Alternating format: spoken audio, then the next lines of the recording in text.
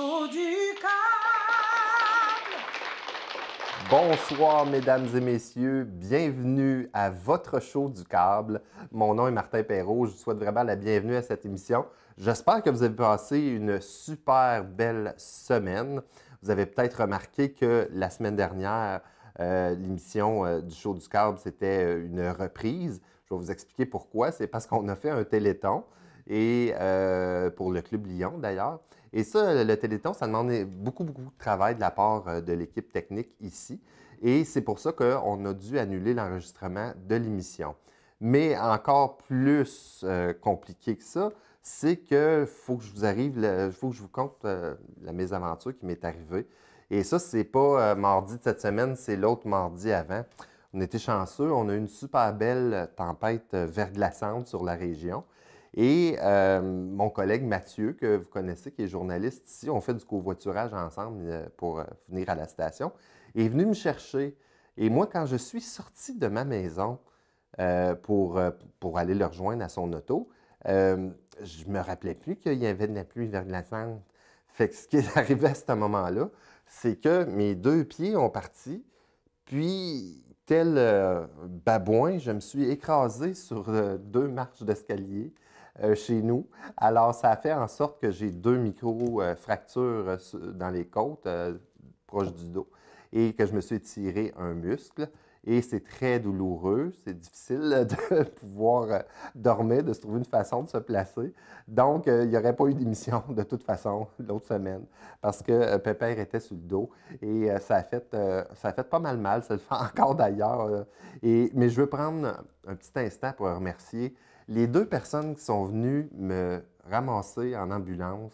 Et quand je dis ramasser, c'est ramasser parce que j'étais assis sur la chaise chez nous à l'intérieur quand j'ai réussi à rentrer et j'étais plus capable de sortir de la chaise, j'étais plus capable de me lever, ce qui m'a décidé d'appeler une ambulance. Et les deux personnes, là, parce que souvent on critique le système de santé, mais les deux personnes qui sont venues me chercher, il y avait un gars qui s'appelle Maxime, puis il y avait aussi sa collègue, je ne me rappelle pas de son prénom, mais madame super gentille, sont venus me ramasser pour m'amener à l'hôpital. Et rendu à l'hôpital, le service a été super. J'ai pas attendu beaucoup. J'étais sur une civière. Puis, tu sais, on le dit quand il y a des choses qui ne fonctionnent pas, mais je pense que c'est important aussi de le dire quand il y a des choses qui fonctionnent. Ça n'a pas été long qu'on s'est occupé de moi. Puis, j'étais super content de voir que tout le monde avait quand même un beau sourire, et sauf moi. Alors, c'est ça. Donc, le conseil que je pourrais vous dire de la semaine, c'est que quand il y a une tempête de neige ou une tempête de pluie verglaçante, faites attention à vous autres parce que ça arrive vite, on ne s'en attend pas. Revenir au Club Lyon, dont je parlais tantôt, le Téléthon, dont la TVC diffusait, c'était dimanche dernier, je pense que c'était de 13h l'après-midi à environ 19h30. Et ça, toute l'équipe ici a travaillé super fort pour ça. Ça demande beaucoup de tournage, de pré-enregistrement, ça demande beaucoup de montage avant le Téléthon. Et le 16e Téléthon du Club Lyon a réussi à amasser cette année 66 515 $. Et j'imagine aussi qu'il y a des dons qui entrent toujours un petit peu après le Téléthon, fait que ce montant-là pourrait être donc dépassé. Et je veux juste féliciter mon équipe technique parce que cette semaine, pour eux autres, c'était une semaine de fou. Donc, moi, j'étais à la maison, je souffrais et eux souffraient de leur côté à faire tous les tournages parce que c'était vraiment une semaine où on a eu un téléthon, un conseil municipal, on a eu, qu'est-ce qu'on a eu à part de ça? On a eu ben des tournages ici pour Infomag pour en faire l'enregistrement, alors qu'on avait moins de journées pour le faire. Donc, je veux juste un gros coup de chapeau à Jeanne-Sophie, à Jean-François, à Gilbert, à Mathieu pour leur participation au Téléthon. Cette année, j'aurais aimé ça être avec vous autres, mais on va se reprendre l'année passée quand mon dos va être moins en compote. La guignolée des médias maintenant. Ça avait lieu jeudi dernier. On a participé, nous aussi, à la TVC. Il y avait Mathieu, notre journaliste, puis Jeanne-Sophie qui ont participé. Donc, ça a amassé pour Buckingham, Masson et l'Ange Gardien un montant de 7 238 $. Et ça, c'est super intéressant. Et le montant global, jusqu'à maintenant, pour les intersections, si on regarde l'ensemble de Gatineau, C'était 115 000 $. Donc, félicitations à toute l'équipe qui a travaillé ici sur la guignolée des médias. Et le temps de vous dire que ce soir à l'émission, on reçoit le conseiller municipal Marc Carrière et on reçoit également Patrick Voyer de Voyer Communication qui va nous parler un peu de l'importance des communications. Mon premier invité à l'émission ce soir, il est beau comme un cœur, le rouge lui va tellement bien. Marc Carrière. Bonsoir Jean-Pierre. J'avais le goût de vous appeler Jean-Pierre parce que j'ai l'impression de me retrouver à Adlib, une émission que j'écoutais quand j'étais probablement comme bien de vos auditeurs. Il manque juste les Flamands, puis je pense qu'on est là. C'est un grand talk show sans budget. Ben regardez, moi je pense que déjà là, juste le fait d'être ici, vous et moi, fait en fait la valeur de l'émission. Comment ça va, M. Carrière? Ça va très très bien. On approche les vacances, on vient de passer l'adoption du budget. Ça n'arrête pas quand même, mais je pense que un petit repos va faire du bien là, le temps des fêtes. Là. Mais en effet, ça va bien, les choses avancent. Le temps du budget, c'est un temps rough pour vous? Là. Pour moi, c'est le temps le plus long. Je veux dire, c'est sûr que l'adoption comme telle se fait à une rencontre. Nous autres, c'est quand vous l'adoptez qu'on trouve ça plus long. Oui, mais c'est au moment des discussions budgétaires qui durent une semaine, où est-ce qu'on fait ça en public, à Gatineau. C'est toujours intéressant. C'est sûr qu'il y a des postes où est-ce qu'on peut se questionner énormément, puis peu importe le montant, mais en même temps, ça fait en sorte que, justement, pour s'assurer que les gens en aient pour leur argent, il faut questionner chacun des postes budgétaires. Mais en même temps, ça peut faire des drôles de discussions, même si ça peut paraître des petits montants, des fois, où est-ce qu'on peut s'enfarger. Mais tout ça pour dire qu'il faut rester dans le cadre qu'on se donne. Sinon, si on commence à s'éparpiller un peu partout, des fois, c'est là que ça peut coûter cher en grignotant des petits montants à gauche et à droite, qu'on s'éparpille en sortant à l'extérieur des orientations qu'on se donne. C'est un jeu dangereux, mais en même temps, c'est là qu'est l'importance de l'élu qui suit ses dossiers de près. J'ai toujours voulu vous demander, parce qu'il y a Marc Carrière, le conseiller municipal, qui est vous, et il y a l'autre Marc Carrière qui est en politique aussi. Tout à fait.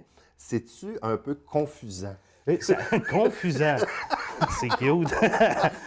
Oui, Jean-Pierre. C'est sûr que des fois, ça peut faire des drôles de choses, puis je pourrais vous raconter des anecdotes. À un moment donné, je suis à un tournoi sportif, je ne le nommerai pas. Puis à un moment donné, j'arrive là, puis c'est sur mon territoire, puis je regarde les affiches des commanditaires, les gens qui ont supporté l'événement. Puis je m'aperçois qu'il y a l'affiche de Marc Carrière, le député. Et pourtant, on n'est pas dans son comté. On est quand même, au niveau provincial, on est dans le comté de M. Iraka. Là, je ne comprenais juste pas, mais à un moment donné, lorsqu'on m'a présenté sur la scène pour me dire que oui, en effet, il s'avait trompé de personne. Des fois, ça peut arriver aussi que je reçois des courriels de Marc aussi. Mais on se taquine avec ça. Marc et moi, on a une bonne relation, puis ça peut arriver des fois lors de l'événement sportif, j'ai envoyé un message avec la photo de son affiche lui disant qu'il me devait 500 $. Je ne l'ai toujours pas eu. C'est sûr. Est-ce que la politique, vous l'avez toujours en feu sacré et aimez-vous beaucoup ça, ce que vous faites présentement? On ne peut pas s'improviser politicien. Tu ne te lèves pas un matin en te disant que tu veux faire de la politique. Il faut que ça vienne, c'est viscéral. Il faut que ça vienne de l'intérieur, il faut que ça vienne avec des convictions, il faut que ça vienne avec... Il faut vraiment, puis il faut rester aussi authentique. C'est ce qui fait la différence aussi. J'ai toujours ce feu sacré-là, en effet, pour la politique. On est dans un an, on sera passé l'élection municipale, j'y serai. Vous vous présentez, oui? Absolument, je me présente. Dans le même district? Dans le même secteur. J'y habite depuis 16 ans. C'est chez nous, les gens me connaissent. Je suis présent. En effet, puis il faut rester authentique, puis il faut que ça vienne du cœur pour faire de la politique. Tu n'as pas le choix. Tu ne te lèves pas un matin en t'improvisant, puis là, on va en voir, là, en campagne électorale, là, des gens qui vont s'improviser politiciens. Mais non, c'est pas comme ça. Mon élection de 2013, je l'ai préparée 4 ans. Donc, c'est pas en période électorale ou pendant l'année électorale que tu es capable d'arriver et de présenter quelque chose aux citoyens pour vouloir les défendre. Il faut que tu sois prêt, puis sans farce. Quand j'arriverai avec mon bilan en 2017, puis on va le constater, là, c'est que c'est des choses qui sont réalisables. Donc, tu ne peux pas arriver improviser à la dernière minute, te disant que tu es pour aller là pour représenter les citoyens. Je vous le dis, moi, en 2014, je l'ai préparé pendant 4 ans, ma plateforme électorale. Puis c'est une feuille 8,5-11 que tu renverses, mais en fait, c'est ça que c'est. Bien, il faut toujours bien penser. Absolument, absolument. Puis je me vois mal aussi que ce soit quelqu'un d'autre qui pense à ma place quoi mettre dans ma plateforme électorale. On pourrait faire un lien avec un parti politique, mais pour moi, au niveau municipal, la politique municipale, c'est faire de la politique de proximité. Les services municipaux, c'est des services qui sont offerts de proximité. À mon sens, la politique doit rester de proximité. Puis un parti politique, au niveau municipal, à mon sens, c'est inutile. C'est de rajouter un palier de plus entre l'administration et le citoyen. Pour moi, c'est pas faire de la politique municipale. Selon moi, quelqu'un qui est en politique municipale ou autre, de toute façon, ça vous prend beaucoup d'énergie. Parce qu'on dirait que vous êtes là le matin, bien de bonne heure quand il se passe de quoi. Vous êtes encore là le soir à un souper de je ne sais pas quel organisme pour donner un coup de main. Puis tout ça. Pourquoi vous faites ça? Ça doit gruger beaucoup d'énergie. C'est sûr que composer la famille, le travail de politicien, c'est difficile. Mais on vient toujours à bout. Comme je vous dis, c'est même pas un travail, c'est une passion. Quand on fait de la politique, on le fait avec passion. En tout cas, moi, dans mon cas, c'est comme ça que je le fais. Puis c'est pour ça aussi que je réalise des choses concrètes. Mais c'est sûr que composer tout ça, la famille, le travail, c'est difficile. Mais en même temps, on vient à bout de s'adapter. C'est sûr que ça laisse l'image qu'on est peut-être là le matin tôt, mais on a quand même une vie à l'intérieur de ça, puis il faut en prendre soin aussi. Ou on s'engage dans une doubleur. J'ai pas trouvé mon clone encore, mais j'aimerais ça. Mais là, on a trouvé Jean-Pierre. Ouais, c'est ça. On a 2 marques carrière. C'est vrai. On est concept. OK, on est correct. On s'en vient pour payer. Comment vous vivez ça, la critique de citoyens? Il faut pas que ça te touche. C'est sûr et certain. En même temps, Mais il y a des ça se peut choses. pas que ça vous touche pas. On se fait une carapace. Ah oui? Oui. Puis dans le temps, il faut que tu te prépares aussi à ça avant d'aller faire de la politique. Ça prend beaucoup, beaucoup d'énergie. Si tu tombes dans la critique, puis que tu analyses toutes les critiques, puis une chance que j'ai des gens autour de moi qui me disent « Marc, passe par-dessus ça, là, il n'y a rien à faire. » Je me suis vu une fois en petite boule dans le garage chez nous avec une critique. Puis c'était pas une critique de citoyen, parce que les citoyens, normalement, sont respectueux, puis on est capable de s'entendre. Ça venait d'un chroniqueur écrit qui m'avait magané pas mal. OK. Une fois, c'est arrivé où est-ce que je me suis retrouvé en petite boule dans mon garage chez nous. Mais à part ça, puis ça a duré 15 minutes. Là. Mais après ça, là, je veux dire, il y a du gazon à tomber. Puis, on l'a invité, je sais pas si... Non, c'est pas... On peut l'asseoir, mais en même temps, le chroniqueur comme tel, je le rencontre de façon régulière, là, par ma charge. Mais non, il n'y a pas de rancune. C'est fait, puis c'est passé, puis on tourne la page. Est-ce que vous êtes justement traité par les médias? Justement ou de façon juste et équitable? Juste et équitable. Normalement, oui. Des citations où j'ai été mal cité, j'ai jamais vu ça. C'est sûr que des fois, on sort hors contexte un élément qu'on peut dire qui n'est pas très, très, très représentatif de ce qu'on voulait dire, mais en même temps, de façon équitable. Premièrement, juste la couverture médiatique en Outaouais est pauvre. En raison qu'il y a un seul quotidien papier qui arrive à la maison chez les gens. C'est sûr que de l'autre côté, on a l'hebdomadaire qui c'est maintenant qu'on retrouve à chaque jour, là, le Transcontinental, la revue ou le bulletin. Mais de façon juste, de façon équitable, moi, je pense qu'il y a de l'amélioration à faire de ce côté-là. Mais rendu là. Puis ça, c'est une façon. Le côté médiatique, c'est sûr et certain que ça devient un outil pour influencer l'opinion publique, mais il y a d'autres façons aussi d'influencer l'opinion publique. Puis pour moi, la meilleure façon, puis en 2013, quand j'ai gagné mon élection, je l'ai fait sans affiche parce que je voulais aller rencontrer les gens. Puis quand vous dites qu'on vous voit partout, en effet, l'important, une autre façon d'influencer l'opinion publique, c'est bien sûr d'aller rencontrer les gens. C'est la meilleure façon, à mon sens. Et dans votre district, Masson-Angers, y a-t-il des choses qui s'en viennent intéressantes? Bien là, oui. En fin de semaine, on a la parade du Père Noël. Ça va être vous, le Père Noël? Non. Mais je suis quand même généreux, là. Ouais. Mais c'est pas moi qui va faire la distribution des cadeaux. Mais oui, je serai là, puis j'ai contribué financièrement à l'activité. Ça me fait toujours plaisir. Puis c'est le fun. On voit les grands, les petits. Puis le Père Noël est là, oui, en effet, puis il donne des cadeaux. Ça commence à 11 h. Puis on fait le tour dans Masson. Puis après ça, on vient à l'aréna. Le départ se fait à l'aréna. Après ça, on vient à l'aréna où est-ce qu'il y a un goûter, où est-ce que le Père Noël distribue des cadeaux. Juste avoir les yeux des enfants, puis échanger aussi avec leurs parents, puis les enfants, être sur place, c'est toujours agréable, c'est des bons moments. Pour moi, la rencontre des gens dans des événements comme ça, c'est très positif. C'est comme ça aussi que tu es capable, dans l'avenir, puis là, je vais être à bâtir ma plateforme électorale, c'est d'entendre les commentaires, ce que les gens veulent, ce que les gens connaissent. Pour moi, ça devient une consultation publique. On n'a pas à organiser une consultation publique dans un cadre formel. Moi, je pense que juste comme ça, là, ça fait très bien le travail. Vite, vite, vite, allez-vous prendre le temps de vous reposer pendant le temps des fêtes? J'aimerais bien. Il y a des surprises peut-être qui vont arriver. On est vendredi aujourd'hui. Peut-être une surprise qui va arriver là, pour la semaine prochaine, peut-être une rencontre extraordinaire. En tout cas, on verra la suite des choses sur un dossier très, très, très chaud à Gatineau. Viendrez nous en reparler. Ça va me faire plaisir. Merci, M. Carré. Écoutez bien ma pensée de la semaine. D'accord.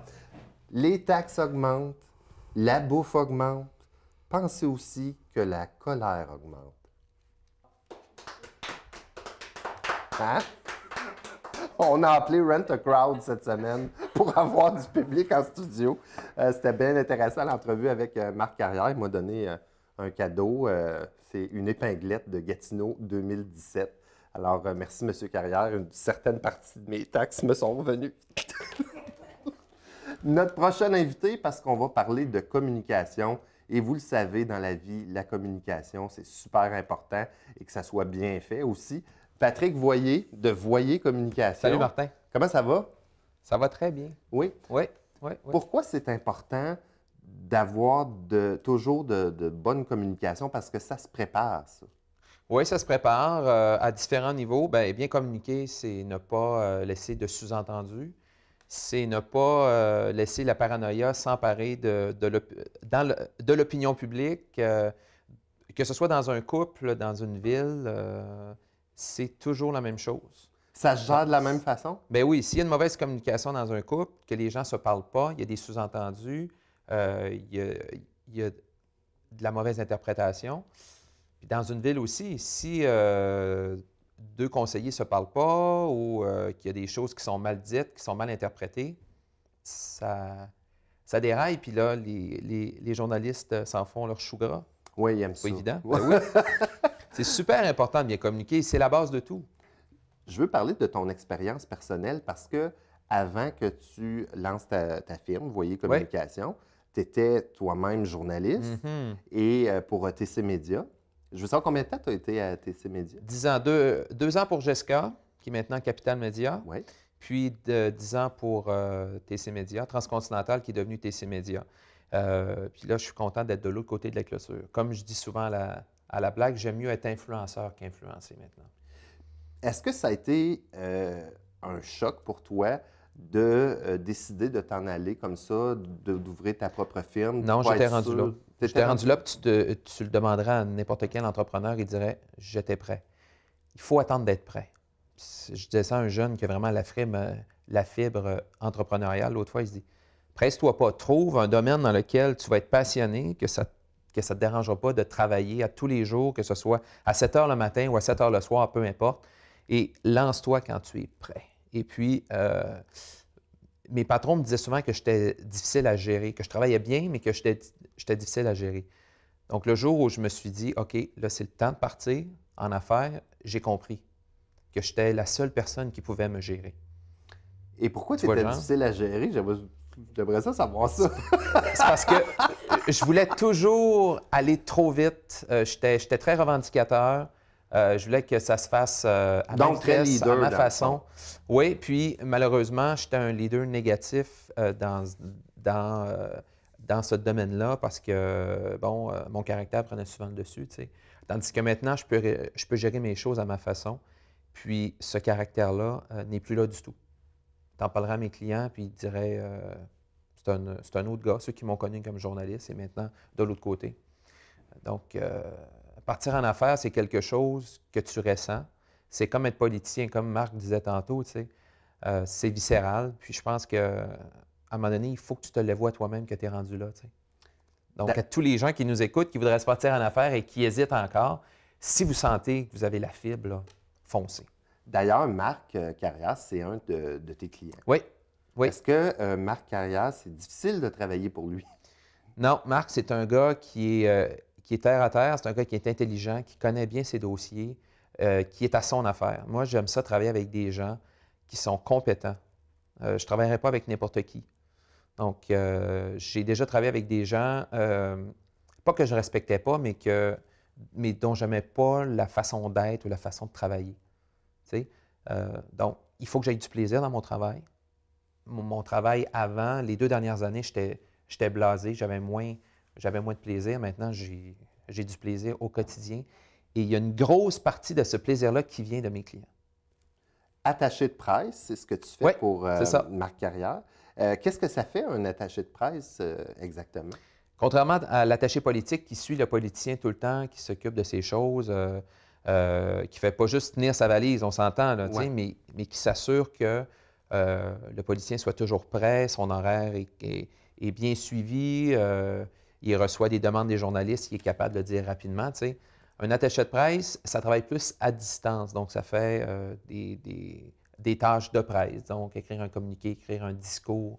On peut faire de la planification stratégique, je peux faire du coaching avec mes clients. Je leur dis comment lire leur discours, comment parler en public. Je suis content de voir que Marc est très bon en entrevue, donc il est très naturel et tout ça. Donc, c'est ça que je dis à mes clients, restez naturel. Ensuite, qu'est-ce que ça fait? Écoute, on se parle quasiment à tous les jours. Donc, je peux aller sur le terrain avec lui pour jouer aux journalistes, finalement, tu sais. La liste c'est pas des tâches, mais la liste de services que j'offre est très large. Là, Ce qui m'a surpris, c'est que tu me disais que tu peux avoir comme client, disons, là, tu as Marc Carrière, Oui. conseiller municipal, mais tu peux avoir un autre conseiller ou conseillère municipal Oui. qui est ton client en même temps. C'est ça. Tant que les politiciens ne font pas partie d'un parti politique, je peux travailler pour eux. Il faut bien sûr que tout ce que je fais avec un politicien demeure confidentiel. Oui. T'sais. Donc, je ne vends pas la mèche entre mes clients et tout ça. Donc, ça, j'aime beaucoup cette partie-là de mon travail. Donc, travailler avec des personnalités publiques. Puis, je travaille aussi avec des particuliers, des entrepreneurs, des entreprises de la région. Donc, ici, écoute, on est à Buckingham. Je travaille avec Voyage Aquarelle. Je travaille avec la Fondation Santé Papineau, qui sont des clients extraordinaires qui me poussent plus loin. Donc, j'ai des beaux défis. Je gère leurs réseaux sociaux. Je leur crée du contenu pour Internet, pour leur Facebook et tout ça. Donc, c'est aussi des gens de qui je m'occupe quotidiennement. Puis j'adore ça. Je suis assez polyvalent et j'aime avoir une journée bien remplie comme ça. T'sais. Puis ce qui est le fun, et ça, je m'adresse encore aux gens qui auraient la fibre entrepreneuriale, Oui. c'est le fun de gérer son horaire. Oui, Donc, hein? je me lève avec les enfants le matin à 6h15. Oui. Après ça, quand le plus vieux part à l'école, puis les autres vont à la garderie, je peux régler quelques dossiers. Moi, je m'en ai Et dit. ensuite, Je pensais que tu allais dire, je m'en vais me recoucher. Non. Moi, quand je suis levé, je me recouche pas. Je peux aller faire mon exercice, je reviens travailler mes dossiers, je pars sur la route. Donc, chaque journée est différente. C'est ça qui est le fun. T'sais, on a la liberté. Est-ce qu'un politicien peut se permettre de ne pas avoir un attaché de presse? Oui, j'en ai sollicité quelques-uns, puis il y en a qui disent bah, gars, ça fait 20 ans que je travaille tout seul, je suis habitué de gérer mes affaires. Si j'ai besoin vraiment d'aide, je vais demander à une de mes connaissances et tout ça, mais je n'ai pas besoin d'un service mensuel. T'sais. Parce que moi, je signe des ententes à long terme pour justement que le fer soit toujours chaud. Là, Oui. je suis mes clients, je suis au courant de ce qui se passe dans leur vie privée et professionnelle parce que les deux sont interreliés, veut pas. Donc, je peux offrir un meilleur service dans ce temps-là. Mais il y en a qui se sentent mieux seuls, qui sont habitués de travailler seuls, puis ils font du très bon travail quand même. C'est sûr qu'ils ne peuvent pas faire autant de choses. Peut-être ils passent plus en dessous du radar et tout ça parce que moi, je peux proposer des choses à mes clients. T'sais. Je veux parler parce qu'il ne reste pas beaucoup de temps Oui. de gestion de crise. Oui. Ça me passionne un peu. Il arrive quelque chose là, dans une compagnie, puis je ne sais pas, un des employés est accusé de quelque chose. Oui, un scandale, peu importe. Un beau scandale. Les journalistes tombent là-dedans. Est-ce que, comme personne qui travaille en communication, ça doit être un défi, là? Ça doit être compliqué, là, régler ces gros dossiers-là. Bien, le défi, c'est d'avoir l'écoute des gens que tu vas rencontrer parce que quand on t'appelle pour gérer un conflit comme ça, tu analyses la situation froidement. Tu arrives là, tu essaies de calmer le jeu et tout ça. Donc, ça te prend la pleine attention des gens. Tu sais. Puis, c'est pas obligé d'être un scandale international. On s'entend, Non, là, tu c'est sais. sûr. Tous les scandales, c'est la même chose. Donc, tu arrives, tu gardes la tête froide, tu conseilles aux gens, regardez, cette chose-là, j'en parlerai pas parce que c'est pas pertinent. Ça risque de vous faire plus de mal que d'autres choses, puis les gens, ça les intéressera pas de toute façon. Il ne faut pas se mettre la tête dans le sable, ça c'est une des règles numéro 1, parce que les gens attendent... Oui, parce que des fois, oui, c'est ça, ils attendent gens attendent des avant de réponses, ouais. réagir. C'est ça. Des fois, tu peux laisser couler un petit peu d'eau, des fois, le conflit s'estompe de lui-même. Mais quand les gens demandent vraiment des réponses, que ce soit un élu ou quelqu'un de très en vue, les gens disent, bien, regarde, c'est sa responsabilité de nous informer. Il faut que la personne le fasse. Est-ce que c'est décevant quand un client décide de ne pas suivre ta recommandation? C'est déjà arrivé, oui. Est-ce que c'est décevant? Non, parce que je suis là pour le servir. Puis, à chaque fois qu'il me dit non pour quelque chose, il va m'expliquer pourquoi. Et ça me fait grandir aussi. Ça m'apprend des choses. Ça permet de mettre les choses en perspective. Puis, je me couche toujours moins niaiseux à chaque soir parce que j'apprends énormément de mes clients. Je leur apprends des choses aussi. Mais si le flux était toujours dans le même sens, ça ne marcherait pas parce qu'une bonne communication, pour revenir à ta question de départ, c'est un émetteur et un récepteur. Et le récepteur réémet toujours.